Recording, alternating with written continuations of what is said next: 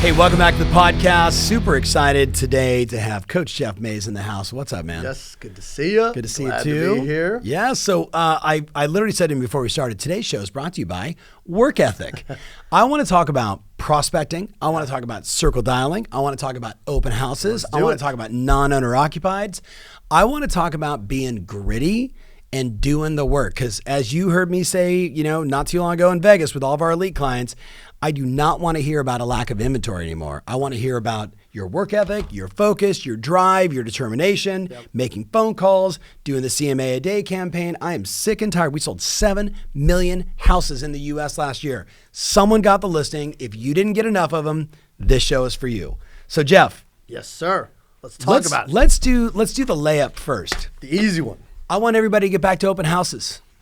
What do we need to do and say? What are the questions we need to ask to win more opportunities from open houses? I got to tell you, the past 3 months, I've heard a lot more of open houses. Me too. I had a client that just told me the other day that they had 78 showings and had 30 offers in 2 days of an open house. Yeah. And I was just like, how did you handle that many people in there? Right. So I was very early in my career. I did a lot of new home constructions. Yeah. And I came up with, I call it the Maze knockout questions. These are 10 questions that imagine you've got all these people coming in the door, and most people are like, how do I handle this? How do I handle everybody? Right. So what I tried to do is I would greet them at the door, have them come in, take a look around, talk a little bit about the house, and then have them look around. But watch this. I never left the front door. Yeah. So I would, hi, how's it going? Take a look around. And then when they're leaving, I would say, what'd you think about the house? Yep. Trying to figure out if they're interested in the house. But I got to tell you, I found that most open houses, they were not going to buy that house. So I was prepared. Guys, I had a goal of picking up at least 2 buyers from every open house that I did. Yeah. Okay. So the 10 questions that I would ask them was, what brought you in today?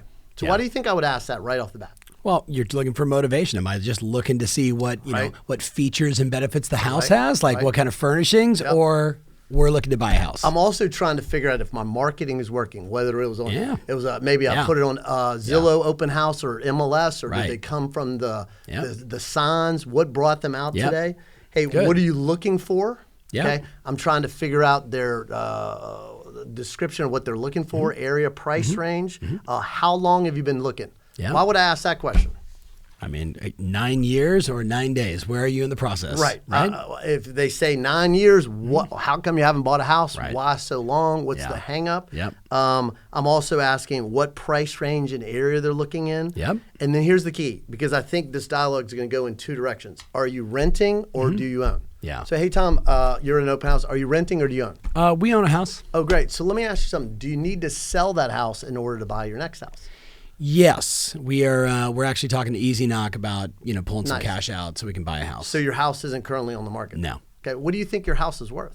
We were looking on Zillow. We thought 400. Okay. And so have you had any other agents talk to you about the value of your house? We're really, this is like the first weekend. I travel a lot, so I literally just said, honey, let's go look at some houses. And what area do you live in? We're just down the street in Bananaville. Okay. I love Bananaville. I do too. Great area. It's bananas. So, hey, have you seen anything that you like out there? We saw a couple of properties online, but today's kind of our first day. We're just kind of cruising the neighborhoods of the places that we like, and just we were very fortunate. Like this house is open. There's another one like 2 blocks over. We're gonna go see that one as well. Okay. And so, have you made any offers, or is this really the first week? This first. Yeah, we're just getting started. Have you heard about the market? Do you know what's going on in the market? I hear it's busy, and I hear there's a shortage of homes for sale, and I'm hearing people are having to bid up to get the house that they want, and obviously we're excited about that as a seller. We're not really excited about with the buy side, but we get it. Like we've outgrown our house. We need to we need a little more square footage. We need an extra bedroom. I'd like to have a bigger backyard, maybe a pool. So it is what it is. Will you be paying cash, or will you getting a mortgage? Oh, we're definitely going to have to get a mortgage. Okay. Have you talked to a lender yet? I started to talk to my bank, but I was looking online at a couple different companies. But if you have a recommendation, somebody with good rates, absolutely recommend. So let me ask you something. If I found you the perfect home and maybe it wasn't on the market, would you want to know about that? Oh, absolutely. Well, hey, you know what? I got an idea. I'm going to be at this open house till about 4 o'clock. Would you mind if I scoot by your house down in Bananaville? It's just 10 or 15 minutes away. Yeah. The house doesn't need to look anything presentable. Just sit down, talk, and find out what you're looking for and what your home is worth. Would that be worth 10 or 15 minutes of your time? Yeah. I mean, I have to check with my wife, but I would think that wouldn't be a problem. Like, it's penciling in. Okay, let's plan on 4:30 today. How's that sound? Yeah, that's great. Okay, so I'm going to ask these questions to find out their motivation. Yep. I'm a big believer in if you've got to sell your house and it's not on the market, you're really not a buyer yet. Yeah. They're not a buyer yet. Yeah. But they think they are. Yeah. And, we know in this type of market, there's not a lot of first rights or contingencies. I was trying to be that first-time seller. Totally Yeah. Yeah. All right, so you got these 9 questions, the Maze knockout questions, and I love, because I've heard Andy C. and so many other greats, the Gellens that were like, I'm going to come meet you afterwards. Hey, I'm going to wrap up my open house at 4 o'clock. Right. Like, I hope that everybody took that little piece away too. Right. Just get with them as quickly as possible. Don't say, give me your email and I'll follow up with you later. No, I will come by your house. Watch this. In 30 years of real estate, I never asked for a sign-in sheet. Because I got to be honest. They're going to give you bullshit information. Right, they're not going to. Yeah. They're not going to. AOL account. Right, wrong email address or whatever. So I was a bigger. Katie, fan. do you know what an AOL account is? She's like 25, AOL. You've got mail. All right, okay. So let's switch gears. That was some good insight into open houses. Let's talk about. Let me say one thing. Here's the key, though, and it's the toughest thing to do. Tell me. You do an open house. You've got to make the commitment to call them back that evening. Yes. Okay. Most agents are going to call them back Monday or Tuesday. That's the hard thing is for 30 minutes, I had to follow up with everybody that came to an open house. Yep. And you know why I did that? Because people don't live in a bubble. Guys, they didn't just come to your open house, get out, take a look at it, and then went home. No. They are looking around, they're driving around, they're making other calls. They're on their phone. Honey, look, see about that other one? Right. You know what I love? Shout out to Monica Carr, Coal Banker, Newport Beach. She ends her open house. She's got the list of like the 15 people she connected with, and she just goes, hey, Katie, it's Monica standing in front of 1234 Banana Street. Hey, I'm going to be reaching out to you, and then blah, blah, blah, and just like make that video connection touch. I thought that was a really good part of her like post-open house follow-up. So, hey, Tom, here's a quick hack. I used to put people's contact information in my phone, and under company, I would put buyer or put seller. Yeah. So then you could just go back and hit buyer, and then there's everybody right there. Yep. Seller Super lead. easy idea, but here's the idea, guys. If you're doing an open house, have a goal of at least walking away with 2 set appointments from that open house. Yep. Okay. And what I used to do is I would call them on Sunday, set an appointment to do a buyer presentation or to get with them or take a look at the house Monday, Tuesday, and Wednesday, and then create a client and turn a client into a customer, show them houses on Thursday, Friday, Saturday. My goal was if they met me, that I would get them in contract if they were motivated within 2 weeks. I love it. Okay? I love it. Still works in this type of market. 100%. I mean, look, Andy C, like some of the greats of open houses, right? Like that's the lingo. Okay, let's talk about non-owner occupied. So wherever you're listening, Europe, I've been unable to find any data. Canada, I want to say 15.5, 16 million houses. 4 million of them are investment properties. In the U.S., with 138 million homes right now in the U.S., with, by the way, 1.5 million in process, which is, you should write this down, that's as many as 2004, 5, and 6. So inventory is coming, which is exciting. Maybe not to your town, but it's coming. But of that 138 million, nearly 20 million single-family residence investment properties. This is an enormous opportunity for going after listings. What advice, what do you recommend? What's the hack? My first thought goes to when you're talking to non-owner occupieds, this is not like talking to a couple that's selling their house, buying another house. You can talk directly to them because they get it. It's about numbers. This is an investment, not their home. Right. And I think when it comes to non-owner occupieds, we gotta recognize one thing. To some degree, we're selling fear and we're selling greed. The fear is we're at the top of the market and rates are changing and maybe your values would be changing. And the greed is, Let's cash out. Take this equity and put it somewhere else. Right. And you know, I saw, I'm probably making up the stat that probably 60% of all non-owner occupieds are just, they own just one other house. No. So it's, I don't know about the 60 and 1, but I know that 80%, the last time they put this out, and you can Google this, I want to say it was like 2020. Right. And we know with the amount of funds that have been buying up properties, I've got It's clients that they're buying 70, 80 a month in multiple cities. Right.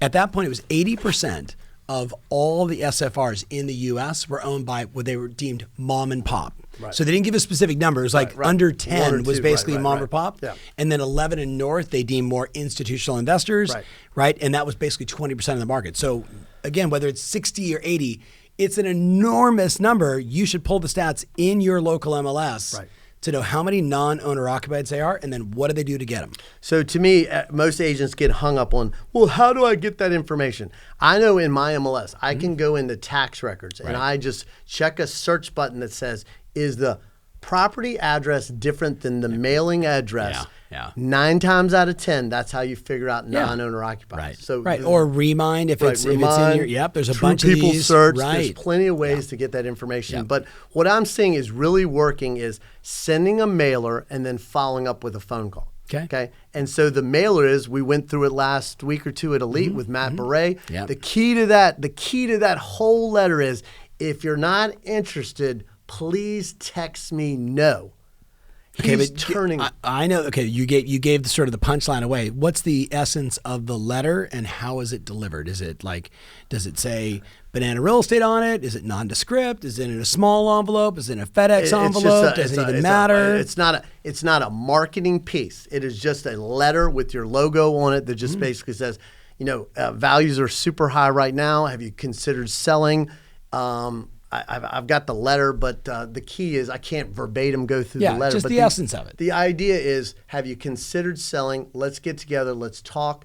I've got buyers looking in your area. And if you're thinking of selling, I can help you out with 1031 exchanges, talking their language to some degree. Yep. I actually think non-owner occupieds are great because they're going to cut through the chase. It's all about the numbers, whether it's working. And I think what you're looking for, and I think about as owning property, as you own property, like you're looking for that moment where you're like, oh, okay, that tenant was in there for like 7 years. And now we're going to start the process over again. I know that property needs some work. Or I could just put it on the market and sell it and make a boatload and 1031 exchange it to something else, right? So you're looking for that moment. Or like you hear Matt Beret saying, I got one that the guy was like, look, I just inherited all these properties. My mom owned them all. I don't want to manage any of this stuff. You hear about those wonderful stories of picking up 5 listings, 7 listings, 10 listings. So, but back to the letter. So the letter is like, basically, I know who you are. I understand what you're doing. The key is, if you're interested or not, text me yes or text me no. And if they text you no, they're not interested, what do you do? What's great, so I know what's your address. Okay, you're getting their address. Okay, and but then what do you, like in the text, you're like saying, great. Hey, I'll take you off the list. Thanks for letting me know. What's your address? And then you're following up. Then you're going to send them a market update or CMA. You're going to put them in your CRM. You're going to then follow up with it. It's genius. I think Matt even said he's got 5 listings from when people were like, no, but then they got the CMA, the market update, and they're like, let's talk. Well, didn't he say, like in the text, I remember he was like, so it wasn't just no and then put him on the list. It was like, no, hey, no problem. Give me your address so I make sure. Sell. And then why don't I send you just a comparative market analysis so at least you understand the value. And then they were like, sure. Like that was the typical response. Like, sure. Then he sends that and they're like, oh, it's worth infinitely more, or hey, this is maybe an opportunity for us. Everything starts with a conversation, get people talking. So I think he sent out 8,000 letters, spent $10,000, got an 18 times ROI. He made almost $200,000, got 16 listings from a mailer. Guys, there's no excuse to be not sending this mail. I think the first step for everybody here, again, remember we said this show is brought to you by work ethic, right? It's brought to you by being gritty. So, you know, maybe just maybe it's starting with just getting the data in your local marketplace to see how many there are, and then ask yourself, like, is it reinventing that letter? You know what I mean? Is it sending a different letter? Is it making phone calls? Is it like whatever it takes? And you might say, you know, hey, I have an investment property and I get those letters all the time and I never respond to them. Well, you're a real estate agent. You don't want to sell, right? But we're talking about that you're trying to get them in the moment when it's right for them. That's all it is, That's right? the key. Yep. All right. So non-owner occupied's check. Let's talk about circle dialing. I love circle dialing, but here's the key where I think people make a mistake is people are calling right now. Hey, Tom, you want to sell? You want to sell? You want to sell? Guys, that doesn't work. We got to recognize one thing. These are homeowners. They're not leads. No. And we're treating them like leads. Yeah. Somebody told me, like, imagine you're calling somebody and they love their house. Their kids have just grown up in this house and they're sitting there on the couch and they get this phone call that says, hey, the market's crazy. You want to sell your house? What's the instant knee-jerk reaction? No. Click. It's no different from you walk. You're like, okay, honey, I need to go get a new shirt and tie because I'm going to this function. You walk in. Hi, can I help you? No, I'm just looking. It's the same thing. I'm there to buy a shirt and tie, but it's like it's that knee-jerk reaction. So what's the better It's opening? a little bit more. You got to, again, slow down the speed. Hey, Tom, this is Jeff Mays. I'm a local real estate agent. Yeah. We may even know each other, or maybe you've seen my signs around town. Right. They get that. They're thinking like, who is this guy? Who? At least the reason for my call is, number one, I want to let you know we recently sold a house, or there was a house that sold in the area. Yeah. And first off, congratulations. They sold their house for $350,000, 10% over asking. Right. But the real reason for my call is that house had 4 bedrooms, 2.5 baths, about 1,800 square feet. Hey, Tom, let me ask you something. How does that compare to your house? Yeah, my house is a little bit bigger, and I actually drove past that house. I didn't see it when it was open. But do you know the Joneses? I don't know them, but I know who they. I mean, I just know them because they're in the neighborhood. But like, I don't know them. But our house is way better. Okay. Yeah. So if they got $350 for their house, what do you think yours is worth? I don't know. We're like 2,200 square feet. I've got about at least 1,000 square foot larger lot. Wow. And our garage is like, you could like eat off the floor. Like, it's stunning. Looks good. Yeah. So let me ask you something. I know you're not ready to move, but at what price would you be a seller? I love that question. I think, is that like, I almost think like how people are going to respond to that. Like, that is, $8 billion, Jeff. Like, they're going to give you some stupid number. If they give you a stupid number, I'm going to still say, great, let me do a little research. I'm not going to be, let me just, it's just, the door is open. It's looking for a crack to get in. Okay? I'm going to give you another line that everybody should write down too. What's your walkaway number? I got to tell you, I'd probably take $750 for the house. Right. I think it's probably worth $7. If you could give me that, could you give me that, Tom?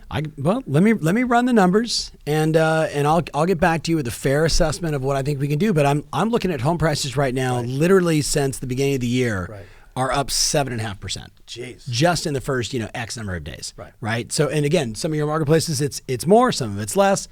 Obviously always tell the truth, right? But like, I think that question, what's your walkaway number? Right. Like, what's the number that would make you say, okay, at that price we have to sell?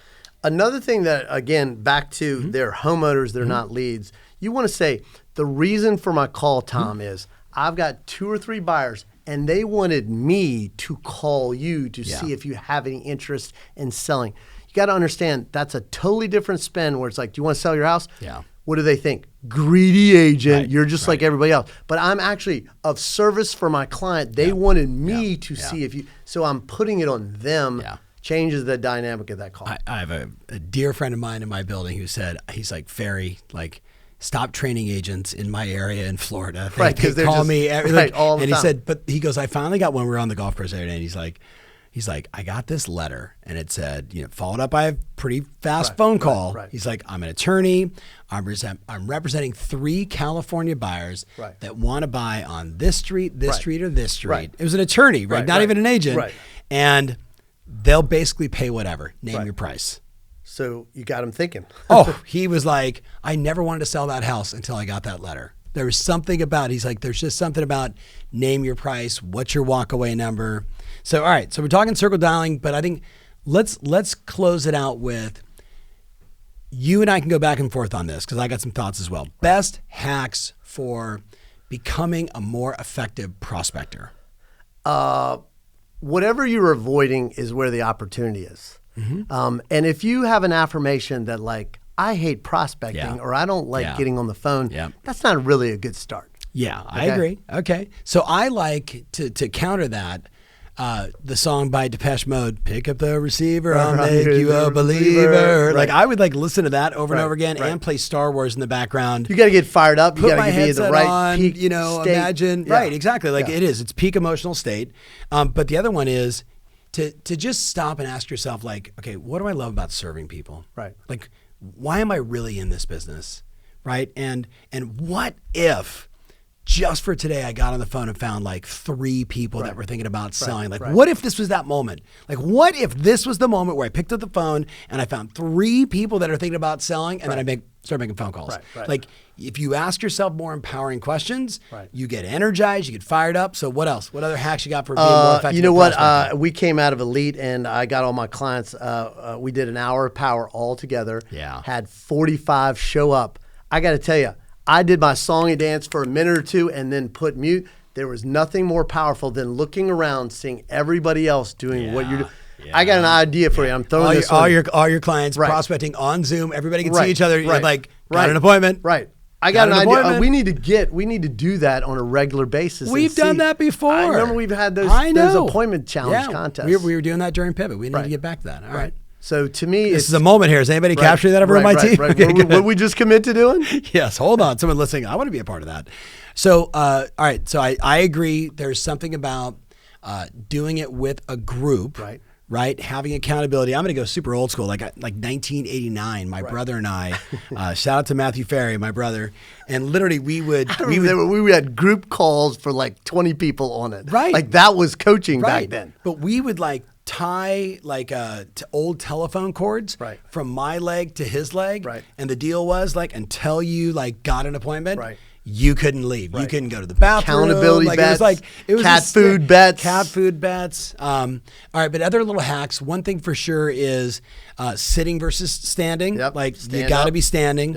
Right now, I know you might say, "Well, I'm just more comfortable. I get into a relaxed state." No, these are like sales calls, service calls. Energy matters. Also remembering that you've got 5, I know some of you'll say 6, 5, different, modalities, your auditory, visual, taste, touch, sight, etc. But over the phone, you're 80% ineffective. The only thing you have is your voice, right? So if you stand up and you project, they're going to hear you. Absolutely. They're going to hear your passion. You know exactly what I'm talking about. That. The other one is make sure you have all your scripts and dialogues up in front of you. Right. Practice. People not practicing or role playing. Have a plan. Okay, I'm going to call like 10 past clients right now. I'm going to check in. I want to have more than like, hey, how's it going? You know what I see too is people come to this like, well, I don't have enough people. Like to me, if you're going to do this, it starts the day before. Like, who are you going to call? What's your focus? Who are you going to talk to? Practice what you're about ready to say. Get warmed up and then get on the phone. I'm a little different. I'm old school like you. I was like, just get on the phone. Just do it. You'll be amazed at how much crap you can stir up by just getting on the phone. Even almost not even talking about real estate. When it comes to your past clients, I think we got to think service call, not sales call. People get in their head like, I'm trying to sell them something. No, just talk to people. If you look at the data right now, everybody wants to know 3 things, right? They want to know how much is my home worth, right? And the sort of 1A is, and what's happening with prices, right? The second thing they want to know is, do I have the right interest rate? Right. If you're in the U.S., 138 million homes, 40% of them don't have a mortgage. Of the remaining balance, per my conversation with Ivy Zellman, the oracle of all things housing, whatever that 70, 80 million houses, half have an interest rate higher than 3.5. Half have an interest rate lower than 3.5. Who do you think is most likely to sell? The person with a 2.65 or the person with a 3.7? The 3.7. I'm going with a 3.7. So because they're too lazy, they haven't even refinanced. They're probably like, we need to move. Or they just they're busy, the life, kids, whatever it is, right? And then you say, then the third thing is everybody wants to know is like what's the future of this house for me? But you have to ask the question like, is this your forever home? Like I think that question to your database. Hey, we're all watching the market right now, and I'm sure you're reading the same thing. I see it as an agent, a broker. Like the question for all my clients is this your forever home? Like if there's even an ounce of thought around selling, we need to have a discussion. But if you're like, this is my forever home, I love you. We're still going to talk. I'm going to call you all the time, check in, see how you're doing, let you know the value of your home. But I honor that. But if this is not your forever home, this might just be the moment in time we need to sit down and actually have a conversation about what you could get out of this house. My thought goes to this, and I'm sure you probably have heard it. Have you heard of the power of 7? 7 touches, guys. The 7 penny Tom, close, we got to man. recognize one thing is that with over 52 billion robocalls out there, people are not answering their phone. Right. But that's not the only way that prospecting can be done. We're getting a lot of DMs on Facebook and Instagram. DMs and Instagram, LinkedIn. I tell this story all the time. I will call Tom on the phone like, hey, Tom, how's it going? I'll leave you a voicemail message. He routinely replies to me via video text message. Right. Number one, I feel like dumb because I didn't do that. Number two, it makes you feel special. Right. But you know what? Have you ever had those times where you're trying to email or text something, you're like, oh, that doesn't sound good, or that's a little cheesy? Yep. When you get a video text message, I get the total picture. I know where he's coming from, the idea and the approach from this. 100%. So it is making your calls, but then I would say, then you got to follow up with email, texts, video text message, DMs on Instagram. There's just different ways to connect. I have people now, they're like, there's no expireds out there. I called 100, I made 100 calls and only got 10 contacts. Yep. Well, we got to adjust or we got to pivot or do something different. 100%. 100%. All right, man, we got to bounce. This was just a ton of fun stuff. It's always great to have you on the show. Thank you so much for watching. Give us some comments. What else do you want us to talk about when it comes to prospecting and getting more appointments? Should we do some geographic farming? Love it. Right? You name it. You know we're going to cover it. All right. Thanks so much, guys. We'll see you soon. Thanks, guys.